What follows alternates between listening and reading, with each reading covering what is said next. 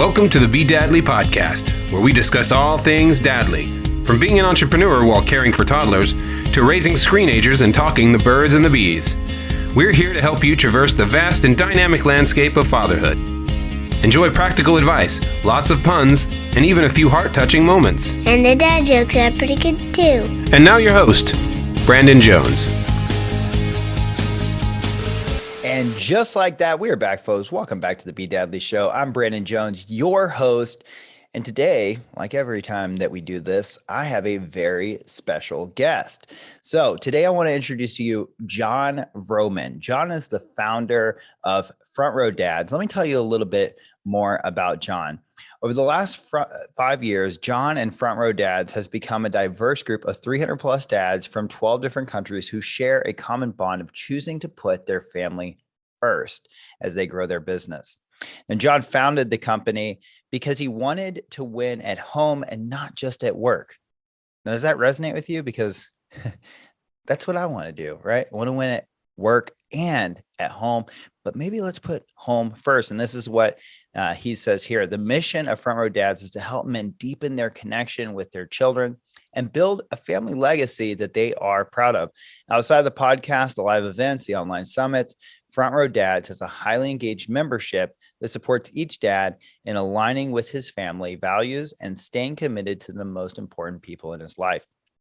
I really love this distinction. Jon says that we are family men with businesses, not businessmen with families. Welcome, Jon Vroman. All right, guys. So I just want to welcome Jon. Jon, thank you so much for being here, brother. Hey, man. I'm ready for a good conversation. Absolutely. So, Jon, I really love this distinction. Family men with businesses, not businessmen with families. That distinction was so strong for me. Why, obviously we understand why that's important, but how did that come to fruition in your life? And why was that an importance for you? And how did this kind of whole thing come about with Front Row Dads? Yeah. The short story is that I went out to be an entrepreneur, got my ass kicked, eventually had some success, was riding that wave.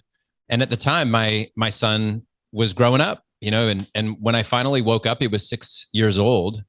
And I thought, I'm a businessman who happens to have a family. And I always wanted to put family first, but my schedule, my life does not reflect that. If somebody got a hold of my calendar, if they looked at where I was investing my time and energy and resources, it was not on being a better dad. If they looked at what books I had read, what courses I took, what I was learning to master, it was not fatherhood or marriage, really. So it was out of pain, really. Mm-hmm. And it was in some ways out of disappointment from my wife. I wrote a book on moment making, right? And she said one day, she goes, "You're more of a moment maker for the rest of the world than you are for your own family." And she was right. I would plan for hours and weeks for events, for business and charity events and things like this. But when it came to somebody's birthday, I was like scrambling last minute to get a cake. And, maybe there was a card and a couple of gifts that I picked up in a hurry and a frantic sprint at the end. Gotcha. How long ago was this? That was 2016. Wow. That I had this moment of clarity, if you will. Mm-hmm. And that's when we got 30 guys together in Philadelphia. And I said, look, fellas, the only rule here is just don't talk about your business. We talk about business all the time. Don't ask people what they do. Don't talk about your business. Don't try to solve your business problems. Like, this is just space for us to talk about fatherhood. And really that was the first was like, it's a space to talk about fatherhood. But very quickly you realize that like marriage is very connected and tied to fatherhood. Mm-hmm. How do we co-parent? So all of a sudden we're talking about marriage. And then there are other things that naturally tie in. If you're super stressed about your health or you're unhealthy, that affects, of course, parenting. If you are super stressed about money and it's not about going from earning 1 million to 2 million, right? Or growing your business from 10 to 50 million or whatever you're doing, But man, if you can't put food on the table or something like that, then those are stressful moments. Or even if you overspend, let's say you went from earning 100 grand to 400 grand, but you're still broke because all of your expenses went up as your income went up, and you're fighting with your spouse about money, and then your kids are experiencing the tension. There are so many things, but if it's filtered through the how does this affect me as a family man, that keeps it on track for us. Mm-hmm. Yeah, it's funny. In our intro, we say we're exploring the vast and dynamic landscape of fatherhood, and I didn't realize how big of an understatement that was. Right. It's incredibly vast. And so I'm curious, like, what do you see? You're working with all these dads. What do you see are like the common challenges that dads are currently facing? It's not sexy to say the answer, but it's always, how do you get it all done? I mean, that's really the challenge they all face, is how do you be passionate about your work and passionate about family and take care of all these other things we just mentioned? That's a very difficult task at times. And, sometimes you get it all dialed in. You're like, Mondays, I do this. And Tuesdays from 9 to 11, I do this. And then I take one date night a month and I do this vacation a year. And you get it all mapped out and everything seems great. And it runs perfectly for about 60 days. And you go on some podcasts and you're like, here's my schedule. And here's what I do. And here's how I figured out how to be a great dad. And then all of a sudden something happens. Life throws you a curveball. Somebody gets really sick in your family. The world shuts down around you. There's all these variables that show up. Or summer break happens. Summer break, whatever it is, it just knocks, or you get bored. You're just tired of it, right? You just get tired of it, or it becomes mundane, or you like all of a sudden you're grateful for 2 weeks because you started a gratitude journaling routine, but then that becomes normalized. And then you're not really grateful. You're actually more annoyed. They have to do the gratitude routine. And there's all these things that shift, these changing tides in life. And that is the thing that men are always figuring out is, what do I care about? Who am I? Who's around me that I need to respect and love on and serve? And how do I meet all these needs of all these people? When I got one child that likes to do this, and I've got another that likes to do this, and I've got a wife who, it's a tremendous amount to juggle. Mm-hmm. And it's a moving target. And it's a moving target. And that's what men are, I think, most of the time wrestling with. Of course, the frameworks within all those are interesting. Like, what's the framework for building wealth, or the framework for health? But man, when you start drilling in, it's very easy to then, once you dig in and get your hands in it, is to go, fuck, this is a lot. This is a lot to deal with. And so men deal with an enormous amount of stress, and then they feel like they have nobody to turn to. And then they're like, well, I don't want to be a whiny baby to all my buddies, so I'm not going to bring it up and talk about it. And it just goes, whew, and it's a lot. So, man, and I was hoping at some point you were going to be like, and here's the answer, but what? It's so funny. I mean, kids also, they have their seasons, right? Like they are going through their own seasons, their own changes. I've got one, I like to say I've got one coming in and one heading out. And I'm spanning the spectrum of them. I had one that just went through kindergarten. He's now in first grade, and I have a 16-year-old. So he's like learning how to drive and all that. So I've got this, both ends of the spectrum happening here. But how do you, like, what would you say to the guy that is trying to manage all of that? Man, the idea of adding one more thing to their list or doing something more is like, it's just going to break the camel's back. But what do they do? How can they overcome some of that challenge of that? I don't think the answer is super sexy, like I said before, because a lot of these are platitudes and cliches and you hear them a lot. But the fact is, for me, is that there's a lot of truth in them. And here's what it is. It's giving yourself enough space. And it might be easier said than done, but forcing the space in your life so that you can take a step back and ask what's really going on, and ask the big questions. Who am I? What do I care about? What's within me now? And what am I focusing on? And how do we say no to things? And how do we choose our yeses and our nos powerfully? And a lot of this comes back to doing it in a community of people that you respect and love and that encourage you. Because honestly, at the end of the day, it's just a practice. Everything's a practice, right? Everything's just, you're in it, you're in the process, you're in the practice of it. Nobody has arrived. Nobody has found the solution permanently. They might have some things that have worked and they might be getting traction over here or over there, but we're all in it. And I have friends that span the spectrum from no kids to lots of kids, no cash to lots of cash, no, totally out of shape to the best shape I've ever seen somebody in. And every single one of those persons, every single person is wrestling with something. They're all, in practice in their lives. So all we need, what my thing is, if I just go, okay, here's what I need to do. I need to build community. Number one, that is the most important thing. Who is my community? Who am I going to do all this with? Number two, be honest with myself. What's really going on? What do I really want? And then have powerful discussions with yourself, with others around those subjects. And if you do those things, you will continue to move forward, not without challenges, not without pain, not without sadness, but with a full spectrum of human emotions. And you will be doing life, in my opinion, in the way that it should be done, consciously, right? With some amount of surrender and some amount of grabbing the bull by the horns and doing what you want and figuring out where are all these seemingly definitive ways of doing life. Where is the gray area in all of them, and being okay with that gray area to some degree. Okay. So I love so much what you just said. And it reminds me of my one of my old mentors. We were doing Qigong. Yep. We're doing this and I'm breathing in, I'm doing this. And I said, am I doing it right? And they said, Brandon, I've been doing this for 30 plus years.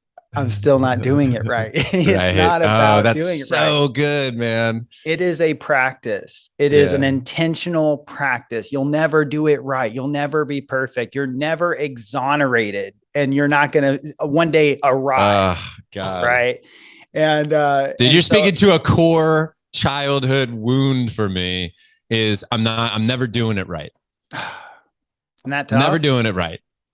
Yeah, man. If we can accept that, we can at least do our best, right? We can at least move the needle a little bit. And I like what you said about if we can create the space, right? Enough time in our calendar, whether that's going to bed earlier and waking up a little bit earlier. So you give yourself that moment in the morning or wherever that space is for you, but that space for you to actually reflect on what matters to you, what's important, and have important conversations with yourself and hopefully with a powerful community. This is one of those ways that we can actually start to, turn the bend or feel like we're actually doing things in a way that we can be proud of. Is that right? Is that what you're saying here? Yeah. I mean, I think it's interesting. Somebody sent me a message the other day and it was about striving, and this idea of how, and somebody else in a conversation earlier in the day was also said, hey, Jon, one of the things that I love about our community is that it's like men are always interested. They're always curious of how to improve. And at the same time, it's not coming from a place always of like beating others, although competition is fun, or from a place of lack, which can obviously be a great teacher. It's just coming from this place of like, hey, my mission is to just be open, to try to open, right? And I think for a lot of men, they might naturally be at their core hunters. They might they might actually embody some of that masculine DNA of being a hunter. And part of it, whether you call it the alpha omega or the feminine and the masculine or whatever it is, it's open or closed, it's focused or vast, right? And that I think that a lot of it comes down to trying to be open to new blind spots in your life. Because if it's really a blind spot, you don't know that it's there. Right. And that if you can remain in the humility of the blind spot world of, hey, some people are like, yeah, I have this thing and I don't do this. It's really a blind spot for me. But what they really mean is it's a weakness, right? Mm-hmm. It's a weakness of theirs. A real blind spot is like, you have no idea. Right. That's a true blind spot. Yeah, absolutely. So if you can stay, to be a certain amount of like, it's crazy, right? Because we want to wear two belts in life. One is this mastery where we want to get proficient at something. We want to be effective at that thing. We want to serve the world with that thing. We want to be a black belt, right? And we believe in progress and noting that progress and documenting that progress. And at the same time, how do we wear both belts, and remain white belt in our thinking and in our heart at the same time? the paradox of life is so interesting to play with because it's always a yes and. Right. It's always a yes and that comes with a level of uncertainty, and that's scary. And safety is actually one of the biggest things for me that I've been learning lately, like deep work. I'm underestimated in my life how much safety and healing is necessary for me. And I've always been the guy, like, I want to be the guy jumping out of the planes, quitting my corporate job and just jumping into entrepreneurship. And all of it was, I prided myself on risk. But actually what's interesting is that by chasing risk, I was really seeking was safety. So as an example, I would take a risk of jumping out of a plane, but the safety was in being accepted by my friends for being a certain way. So I was really searching for communal safety, right? By sometimes taking risks and learning in my life, where did I want to be safe? And why, and where did that come from? And really honoring that, and then honoring that for other people. Like, I think the core of most relationship problems is safety. I think the problem with communal situations is safety. People don't feel safe to be themselves. They don't feel safe to express themselves. They don't feel safe to, right? That's really Absolutely. what it comes down to for a lot of people is safety. Yeah, that makes so much sense. And, I've heard the idea of having kind of one foot in safety and one foot exploring, being able to balance those two. Like, it's not good to be in one or the other. Really? It's the yes and, just like you said. Yes and. If you're in too much in safety, you're not really getting to see what you're really capable of. But if you're throwing yourself out there in the riskiness all the time, you're just going to get pummeled. You have to be willing to kind of be able to straddle both worlds. And, I really love that you touched on the black and white belt. That's such a good analogy. It even reminds me of an old tale. And I don't know if this was true or not, but it really does illustrate a great picture. It's about a master. He's this master of this great dojo, and he's looked at as this martial art master. Everybody looks up to him. And when he's going to be buried, they were talking about setting up his ceremonial stuff. And he said, "I want to be buried in my white belt." Right. And I just love that. It's about starting over. He wants the next life. It's about being the student, being willing to drop yourself back into that learning phase and knowing we're starting over again and again and again and again. And so, man, I just love that. I love everything that you're saying here. I want to ask you, would you be willing to get a little personal with us and tell us, like, some things that you've had to overcome in your particular fatherhood journey, some of these things that you struggled with that has been a big undertaking for you personally? Yeah, of course, man. Struggles. Well, one that comes to mind is emotional intelligence. This became very clear as we started talking as a community early on back in 2016 that, there were guys that seemed to have their shit together completely and totally in business and in their peer group, but behind closed doors, I'd be talking to one guy and it just he's the most even keeled, steady, stable. And then you talk to his wife, who I was friends with, and she's like, he comes home, he's screaming, he's yelling, nothing's great. He's pissed that the shoes are on the floor. He's pissed that the house isn't clean. Like kids won't, whatever. Right.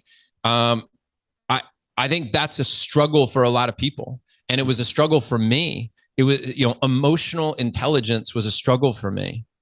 And that is something that I have really battled with over the years. And I mean, I've done countless rounds of therapy, different types of therapy. I have meditated. I've taken long walks. I've listened to books on anger. I have tried to understand as much as possible. I've gone through so many different style events, Tony Robbins, Landmark. I just rattle off the list. And then I dipped my toe. Well, actually, I probably dove into the deep end of the psychedelic world. Psilocybin, LSD, 5-MeO DMT, 2CB. Like, I can just run through if there was something to try. And right. By the way, in a therapeutic sense, like with a professional guide that was vetted, that I trusted, that was referred to me. And I went all in. And by the way, all of those were helpful to some degree. And I feel all of those unfolded in my life at the time they needed to be unfolding. I don't think I could have done all of them at once. I think I needed to do one and get what I could from that, receive the message from that, and then build, right? The evolving inner being within me is like, it wasn't, I'm not going to go to the gym, really work out hard one time and have the body I've always dreamt of. It needed to be this evolving process and building muscle slowly over time. But today I am far better than I was. And that's the thing I want to recognize is that, and there were times when I would beat myself up because I'm like, I've studied this. I've asked the question. I've gone to the counselor. What is wrong with me? Why can I not get this? Why is it that I'll have all these strategies? You do all these things to, like, when your kids trigger you, you're not going to raise your voice. And yet here I am raising my voice. You know, and dude, I've punched holes in walls. I've said and done mean things, and I am not proud of those things. And yet at the same time, I feel like I'm more grateful to be in a place of learning to accept my humanity. Right? That's the stuff. And that's where I am. 47 years old now. I've got a 13-year-old and a 7-year-old, and I'm doing some of the best healing work of my life that I've ever done. I was in this somatic healing session with a shamanic woman, is beautifully woo, right? Like a lot of woo, a lot of woo. Yep. And by the way, I would have called total bullshit on that years ago. I'm like, no, give me the framework, give me the science, give me all. And now I'm like, let me just explore everything. And I'll be the judge of what's bullshit and what's not. I'll be the judge of whether or not it works or not. But I'm like, bring on the woo, bring on the stuff that you can't prove in a lab, maybe, right? I'll take it. Let's go. Let's explore it all with an open heart. And dude, I'm sitting on the table and I'm breathing. I'm doing breath work, by the way, has also been big for me. And she's talking to me about when did I decide I'm not going to dance in life? When did you make the decision that because even to this day, I'm like, I'm not a dancer. I don't like to dance. Highly uncomfortable. Right. I think everybody's looking at me. Nobody's looking at me. Nobody really cares. Right. But I'm like, I have the dumbest dance moves. I look like an idiot. I feel like an idiot. Where did this all begin? And dude, we traced it all the way back to I'm like 5 years old. And I'm telling this story. And then, dude, I'm bawling. I'm on the table. I'm crying. I'm like, apparently, I have work to do here. And the lesson that I walked away with that day, and the one that I've been exploring with a lot of my buddies and other women in my life that I have great relationships with, anybody that will listen, I'm in this conversation about if dance was the metaphor and we want people to dance with us in life, like we want our partner to come along and do this thing that we're really excited about. And we're like, I'm taking them into the dance hall. I'm teaching them the dance moves. I've got all the things. I'm being super positive. I'm like, come dance with me. And they won't. Why is that? Well, the answer for me is that if you don't heal your broken leg, you're busy trying to grab their hand and yank them out on the dance floor, teach them all the moves, which is like what men do to their wives all the time. Like, let me coach you through that. You're having a problem. Let me tell you how to fix this. Right? Here's the framework. Here's the steps. I've read a book. I got the solution. It's so clear to me how you could do this. Yep. That's like learning a dance move. And unless you heal the wound inside, unless you mend the broken leg, you can yank your wife all day long, or she can yank you, or you can yank your kids, or you can grab your employees or your team or your staff. Apply this anywhere. You can grab them and try to bring them on the dance floor. But if their leg is broken, all your frameworks are bullshit. All your advice is bullshit. All of that is not going to land because they're not healed. So you've got to be wise enough to know, where is the healing needed in your life? If you have a problem that shows up over and over and over again, and you keep buying the book that gives you the step, but nothing's changing, go to the wound, go to the earliest memory, go to your childhood, go to your adulthood, whatever it is. Where did that stem from? What's the root? And heal it there. And then watch how sometimes, at times, effortlessly, it seems to all fall into sync and flow. And you're like, oh shit, I've got these dance moves already that are within me, but I just needed to heal the broken leg. And so did they, and so did that other person. And when I'm busy judging that other person, man, they just needed some healing. It's so funny. I've done so much of the similar work, did Landmark, learned a lot about my stories, healed a relationship with my mother over a story I'd been having about her, a racket really I'd had about her for years. And that was super, super powerful for me to break that racket and see her in a different light, to go in and see if I could see more of what was really true. As opposed to that frame that I had placed her in. And I like to say all the time, I have so much empathy for the angry man because I am that man. I feel that anger. I know what it feels like to have your blood boil. I know what it feels like to punch a hole through a wall or to scream at somebody and then feel so guilty for how you overreacted. And, actually the whole reason I'm doing Be Dadly is to help angry dads. I mean, I was that guy that was punishing my kids. I didn't know any other way. I was taught that if your child's doing something wrong, you just need to make the consequence so severe, they'll never do that again.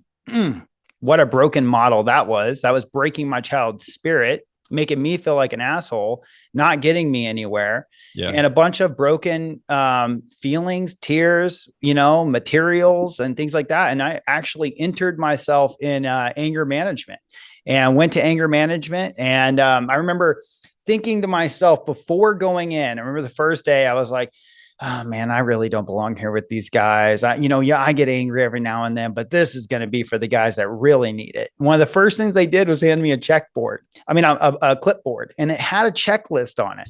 And you were supposed to check off each thing that you've done. Oh my goodness. I checked off everything pretty much other than some of the crimes that were listed on there. But I literally checked off stonewalling, all of these different things. And that was like a really big moment for me. I was like, wow, I actually do belong in this 12-week program. I do belong here, even though I don't want to admit it. And so much of the work that I did there, but also childhood trauma work. And, you might have a fairly simple or good childhood, and you still have wounds in there from the little you that experienced some moment when you created a wound where it's like, oh man, and you take it on as a personal thing and you live the rest of your life with it unless you go back in and do that work. And it shows up in our relationships with our children, especially with the people that are close to us. That's the thing. Oh, I'm so good at work. Oh, I'm so good with my coworkers. I'm so good with my friends. I'm the person you can count on. I'm the guy that's dependable. I'm this, I'm that. But then the people you care about the most, the ones you love and cherish, are the ones that get the worst of you. Totally. Yeah. I don't remember who said it, but maybe it was Ram Dass or somebody. They said, if you think you're enlightened, go spend a week with your family. Right? It reminds me of Wayne Dyer. I went and saw Wayne Dyer in Maui. I think he had Ram Dass there actually, and he said that I feel like he said that exact thing. And then he had his kids in the audience. Yeah, that were laughing, and he goes, he said, and if you really want to know if you're enlightened, just go and try to meditate while your kids make one of those. What did you call them? It was a sloppy. They're smoothies, Dad. And he's like, oh yeah, that's right, sloppies. That's funny, man. Yeah, it's so true. It's so true. You can do all this work. And I've seen it with my wife and I. We go to these events, we come back and we're floating, we're feeling so good. And then all the kids have to do is ask you to use a device or be on their screen for the 12th time in a row. And, all your breathing doesn't seem to work, and all your, kind questions and your simple explanations. And then you just go, no, you can't. And then all of a sudden you get a response and you're like, fuck, that worked. Now I'm conditioned to know that works. Exactly. So I know that at the end of the day, when all my other stuff's not working, if I get mad and angry and yell loud enough, man, they respond.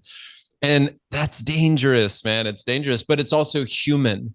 I think it's human too. And that's why one of the things that I underestimated when I came into Front Row Dads was I thought it was going to be all about strategy. And what I underestimated was repair.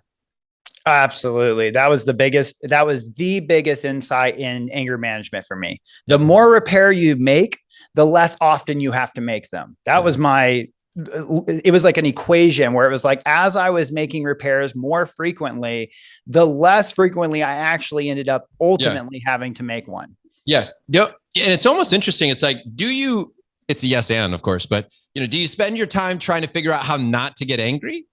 Or do you figure out how to become a master at repair and knowing that you'll always be human? But if you're going to master something, don't master, what's the word I'm looking for? It's like this, it's equanimity, which we want. And we want some equanimity in our life. But I spent a lot of years trying to master that. Now I'm mastering, apologies and reconnection and repair and healing. And that's what I'm now more fascinated with in my 40s. And as I head into my 50s, I think that's the second part of it. I was building ceramics, in my 20s. I was breaking ceramics in my 30s. And now I'm looking in my 40s how to put them back together, Yeah. And it's funny how, I asked the dads in our group one time, I said, how long is it when it's too late to make a repair? And there was a varied answers. They said, oh, if it's more than a day, it's too late. If it's been a year, it's too late. If it's, and all this, I said, man, guys, I got to tell you, my dad made a repair with me. It was 16 years after the fact, and it helped. Yeah. 16 years later, and it helped. Agree. I don't know that there is a point at which a repair has expired. Yeah, I don't think there is. I think people can be not open to repair. I think you could go say all the right words and do all the right things, and they're just like, no, man, it's too late. You took too long to get back to me on that. And that's, but then I wonder, is that repair at work? Right. Within them. You sow the seed. Is there a seed? Yeah. Is there something that softened a little bit? Is there something that shifted? And that I would argue, and I can't prove it, but my sense is, my inner wisdom tells me, yeah, it'd be impossible not to. Yeah. They may never come back and say, I forgive you. They may never want to have a relationship with you again. You might have done something to your wife that is unforgivable, and she's out, and that divorce is happening no matter what you say. Yeah. Right. Or any of these things, even vice versa. And I think that's okay too. I think it's okay if you stand your ground and go, if somebody comes to you and you say, hey, I hear you, but man, I'm just not okay with continuing a relationship. That was a boundary that got crossed, and I no longer want to engage with this person, but I do think that something shifts in our hearts when we know that somebody is truly remorseful, or when they've learned, or when they sense that they've impacted you in some way. I think that is a good thing. Yeah. And, with that said, that's not permission to let you, not make a repair for a long period of time. The quicker you can make them, always the better, because those wounds stay open. But at the same time, to feel like, oh, we're just too far down the road. I just can never go back. And it's exactly right. It's just, I don't think, I think there's really value in it at any point in time. I'm curious to know, Jon, what was your childhood like? It was good. I mean, for the most part, I would say it was really good. I had two loving parents. They were wonderful. They were intentional. They did so many things right, in my opinion. They did so many great things. There was a lot of stability, a lot of consistency in some ways. There was also a lot of inconsistency, and there was trauma that existed, just like you said. But it's weird. Sometimes you hear trauma and you're like, oh, that person, you just fill in the blank with all the really traumatic things that make for amazing books and amazing movies. And like, I didn't have any of that per se, but there were times I scared my dad, to be playful, and he yelled at me, and that stung, and that left a mark, and I don't blame him for that. I'm not angry at him for that. To this day, I'm like, he's just being human. He's had a human experience as a dad. He worked really hard. He taught me discipline and work ethic, but at the same time, he wasn't there a lot. Right. He was working. He was building his career as a Navy captain. He was pretty stern. I might have appreciated a little more, tenderness at times. He was pretty stern. My mom, such a beautiful soul. Like, you just like stay-at-home mom, volunteering at the church, hugging babies in the hospital, like just right, cooking dinners, like just as wholesome as you can imagine. But my mom really didn't listen to me well. I remember so much of my childhood feeling dismissed, for my emotions. Hey, mom, I feel this way. No, baby, don't feel that way. If I said, hey, I don't feel loved, she'd go, no, baby, no, you are loved. But that's a form of dismissing somebody's emotions. No, don't trust yourself. No, that's not true. No, your feelings are wrong. And it was in the sweetest way. Of course. No, baby, your feelings are wrong. You are loved. Like, right. You're like, that's the sweetest thing. And at the seed of that, there's a dismissal. Of course. But do I blame her for that? Am I angry at her? Hell no. Like, I mean, dude, she did the best she could with what she had. And I believe that about most people. So, but that doesn't mean that there wasn't real trauma. That doesn't mean that there wasn't pain. That doesn't, and for years I would shame myself for feeling some form of like disappointment or anger, or like, I'm like, you're ungrateful, Jon. You had two amazing parents. What are you doing bitching about the way your mom listened? What are you doing bitching about the way that your dad responded to you? You know, you were probably being a little asshole. And all these things that showed up for me where I would shame myself then for feeling even bad about that. But now I'm just like, hey, we were all in it. It was messy. They're just big kids. They were little children who had sex and then made a baby, and they're trying to like pay the bills and keep the house clean and go to the, like, they're trying to do it all too. And it just gets to be a lot. And they can't know everything about everyone, and they can't know everything going on in my heart and be a perfect parent. That's not possible. That is impossible. Right. So a lot of this is forgiveness work. A lot of this is understanding. But, you know, dude, I would say this lastly, that I had this, I was really short. If there was something about my childhood that was defining for me, it was that I was really short. And when I say really short, I mean like 4'10" and 85 pounds in my sophomore year of high school. Oh, wow. So when I'm turning 16, I'm barely 5 feet, if you will. Right. So that's what I'm talking. Like, my son is 5. How tall is he now? 5'5". He's 13. Right. He's in a different, that was not me. Right. Like, you're right? like, you're a giant. Tiny. I was a sophomore. I was tiny, man. And I let that impact me in interesting ways. You know, I made some beliefs around that.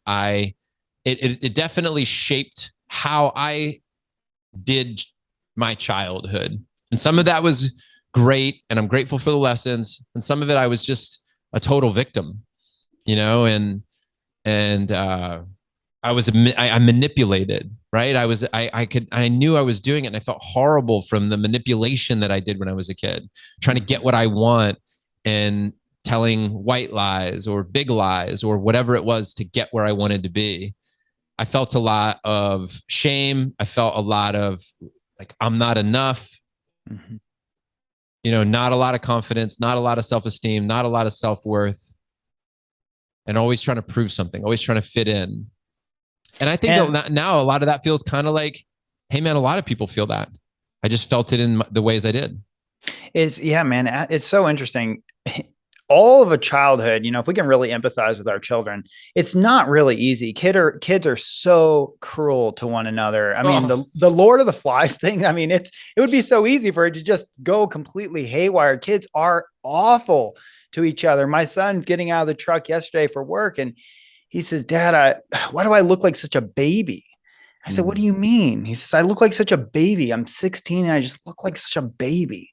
And I'm like, no, you don't. And I said, but here I am dismissing him, right? Here I am being exactly like we're talking about. I said, I'm like, no, son, you got a really striking looking, you know, jawline, and, you know, you're athletic and stuff. He says, yeah, but I have a baby face. A lot of the guys that go to my school, they look older, you know? And I'm like, you know, your uncle, my brother, used to buy me cigarettes when he was 15. It was wrong. He was my little brother. He was hairier. He was taller. Right. You know what? Today I'm 35 and he looks like he's 40 plus, like biker, you know, whatever, rode hard and put up wet kind of thing. Like, he looks kind of a lot older. Wouldn't you agree? And he's like, oh yeah. And I said, and look at me, I look so young, which works to my detriment in some ways, because I'll make a video about parenting. People are like, yeah, look at this kid talking about parenting. It's like, hey, hold on, man. I'm a guy that's got 16 years under my belt here. It's the miles, not the years, you know? And, but either way, so I'm talking to him about it. And, you know, as I'm reflecting now, I'm thinking about how I was a little bit dismissive of his feelings, but I know that he's going to school, and man, we live in a world full of comparisons. If we never did, if we've always had, but man, today these kids are, everything is external validation. And I try to tell my son all the time, man, is what you think about you. It is what you feel about how you did things. If you're unhappy with how you did things, man, see what you want to improve. But if you're going around putting in front of others and asking us, hey, what do you like it? What do you think about this? Man, you're setting yourself up for failure, because you could climb a mountain, be at the top of that mountain, and find out one day you don't even like the place that you're at. Yeah. And that happens when you look out there like that. I'm reading a book called How to Talk to Young Children So They Will Listen. Mm-hmm. One of the things they talked about in the first chapters was this idea that we love it when we hear pleasantries. When our children tell, oh, I love this, or, oh, this is fun, or I'm having the best day. Oh man, we just love that. But the moment we hear them whine, complain, be upset about something, we love to shut it down. Oh, honey, you don't mean that.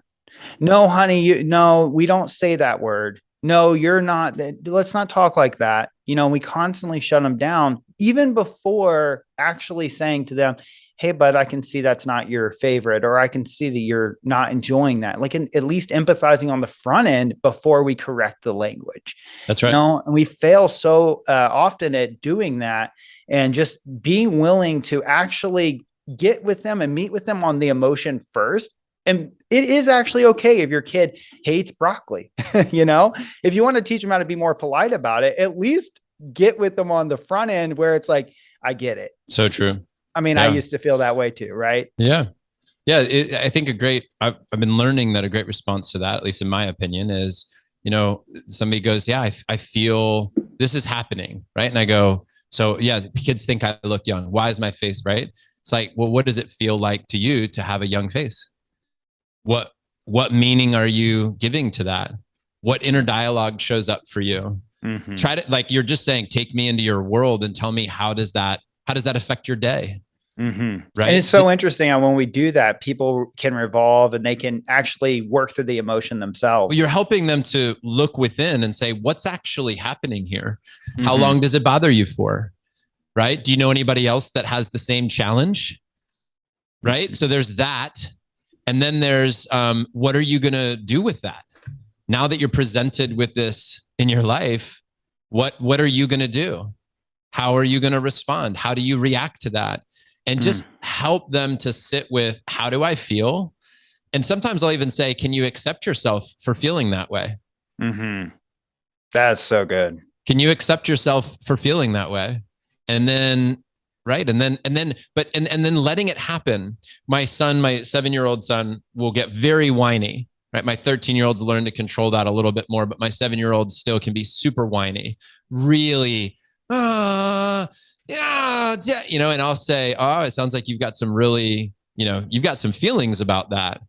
And I say, hey, I want you to feel all those feelings. It's okay. Make noises, make sounds, express yourself. Like, I want you to do that. And I'll be with you for a little bit here while you do that. I can give you a hug. I can sit with you. I can listen. At some point, that's going to be tough for my nervous system to handle. And I'm going to ask you to go have all those feelings back in your room by yourself with the door closed. Mm-hmm. So you can have some of them here, and I'm going to hold you through that. And then at some point, know that your voice, your volume, your words, they impact other people around you. And for that, you're going to take responsibility and go back to the room and just let yourself be with those emotions for as long as you need to. And when you feel better, you can come back out and we'll just pick this back up. And that to me has been very effective. Now, is it right? I have no idea. I have no idea if I'm doing it right. Like you said, right? Yeah, it's a practice. But that's what feels good to me now. That's my inner, I'm like, my knowing is that this is what I want to do. With all the information I have, this is how I want to do it right now. Yeah, I love that. And, it's funny. I just made a video about how to handle big emotions and, talking about the fact that one, they're normal. Every child has big emotions. That's like their brain is developing from the back to the front. The emotional centers are way more active than that prefrontal cortex. They can't rationalize themselves out of those emotions. The second thing is that, you don't want to necessarily give in to them because you're going to reinforce that behavior. So if they whine, kick, and scream and they throw their hands hard enough and you say, okay, fine. Well, that just tells them that's exactly the ace up their sleeve that they're going to need to use as a last resort. Yep. Just like you said, when we've unloaded on them and we say, oh, I got a response. Well, we don't want to reinforce that behavior in ourselves either. Yeah. We also don't want to do it for our children. And number 3, we don't have to be the audience. You can be the support. You can offer a hand, a hug, help them, let them know that you're there for them in some capacity, like you will help them. But at the same time, if they're actually trying to leverage those emotions, you have to remove yourself as the audience. That may be having them go into a private space and maybe taking them out of the restaurant, something like that. But you have to be able to just say, hey, bud, I get that you're having big emotions. I'm here for you. When you feel like you can be a little calmer, you can talk to me as calm. When your voice is as calm as mine, we can talk again. But for now, I think you should just take a few moments, take some space, bud, and go breathe it out. And that can be a perfect response, and it can really help a child go through it without making them wrong for those emotions. And I really love the way that you handled it. That was beautiful, Jon. The other way I handle it is, you're driving me nuts. Get out of my face. Yeah. That's okay. That's option 2. You guys could try that one too if you want. I yell and run out of the room. I'm triggered. And so I go, I'm triggered. And I run out of the room. I'm like, that's it. My lid is flipped. I'm out. And I get myself out of there as fast as I can. Because I'm like, I am totally gone. There's nothing good going to come from this part of the thing. Yeah, if I stay here, someone's going to get hurt. Exactly. Physically, emotionally, in some way. Yeah. The walk away is powerful. I mean, if you want to have a fight, stick around, if you don't, walk away, because that is literally the answer. And telling people in advance that you're going to do that is also helpful. Like, hey guys, I got a lot of strategies here. Some of them more effective than others. Yeah. But listen, I might just say I'm triggered, and then I got to get out as fast as I can, because what I'm really doing is I'm just trying to regulate myself. I'm trying to go give myself space. So I come back. And then what I'm saying, I'm really coming from a place where I want to be above the line, not below the line, where I'm triggered, angry, upset. And I'm just, my reptilian brain has got a hold of me. Mm-hmm. I'm in fight or flight. And so I'm just trying to change my tempo. That's why I do that. I'm not abandoning you. I'm not neglecting you. I'm not afraid of you. I'm caring for the situation, which is why I'm going to step away for a moment, but I will come back. I'll always come back. Mm-hmm. Maybe in a minute or two, maybe in a day or two, but I'll always come back. I love Amy McCready. She uses, I love you too much to argue like this. It's like, I just love you too much for us to do this way. So I would prefer that we come back whenever we're both more regulated and calm.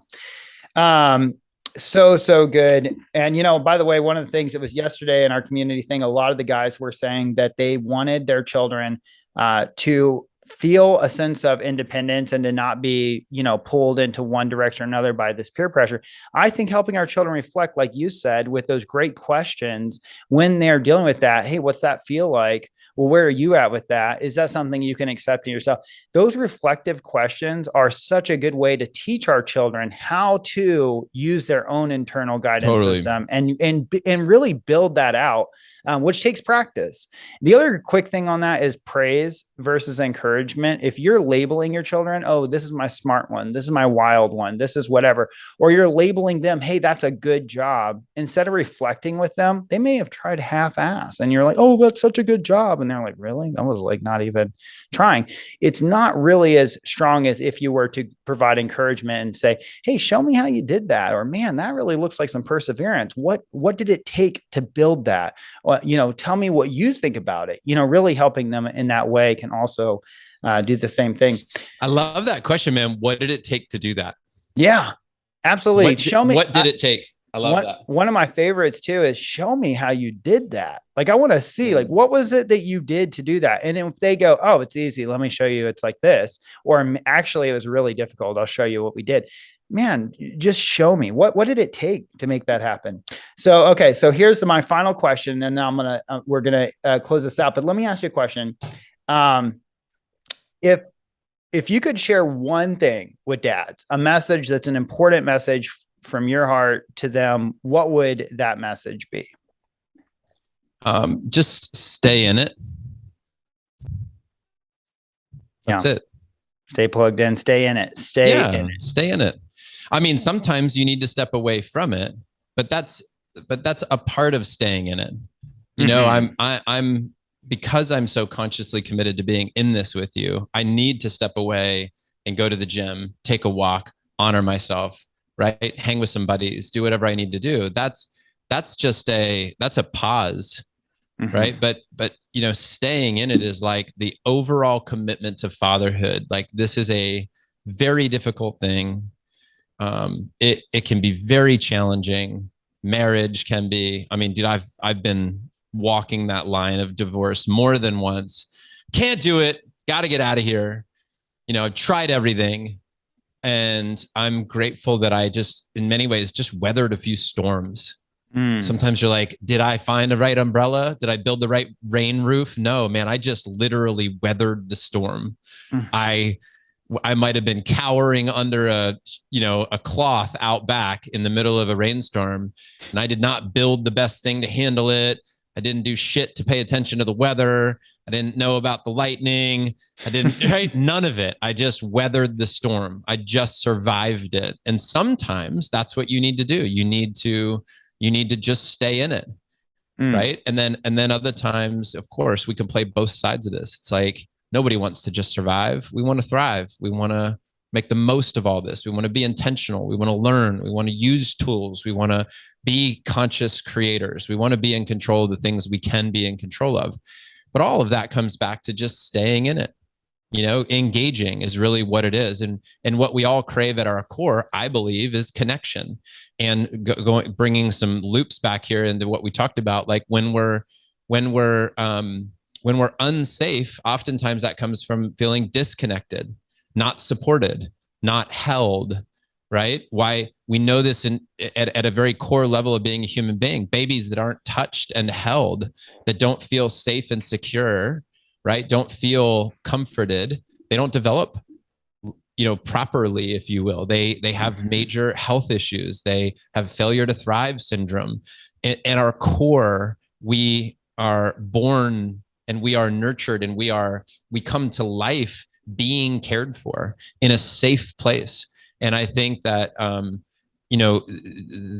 that's where we want to continually, hey, stay in it, even though at times you'll feel unsafe, uncertain, insecure, all of it, stay in it, right? Stay plugged in. And that is, you'll navigate the best you can with what you have. And likely your story will look different than others. Some guys are going to have more. Some guys are going to have less of all these different things.